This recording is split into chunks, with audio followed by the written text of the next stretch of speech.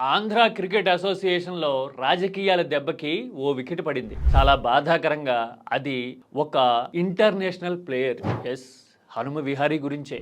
Hanuma Vihari ACA తీరు మీద ఆగ్రహంతో రగిలిపోవటమే కాదు, ఇక ఆంధ్రాకి ఆడను, త్రిపురకి వెళ్ళిపోతున్నా అంటూ ఓపెన్‌గా అనౌన్స్ చేసేసాడు. ఇదే విహారీ విషయంలో మనం 2-3 ఏళ్ల కిందట అసలు రాజకీయ ఆందోళనలు చేసేసి, ప్రకటనలు చేసేసి, క్రికెట్‌లో అసలు రాజకీయం దూరిపోయింది అని మాట్లాడాము.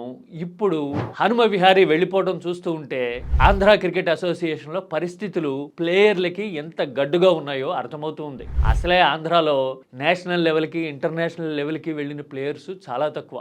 అలా వెళ్ళి ప్రూవ్ చేసుకున్న వాళ్ళకి ఇలాంటి సిచ్యువేషన్ రావడం చూస్తే అర్రే రాజకీయం ఇంత దిగజారుతోందా అని అనిపిస్తా ఉంది. అన్నట్టు ఈ మధ్యనే జరిగిన ఆంధ్ర ప్రీమియర్ లీగ్ లో విహారీ టాప్ స్కోరర్ తెలుసు కదా, అలాంటి వాడు ఇప్పుడు ఆంధ్రాని వదిలిపోతున్నాడు.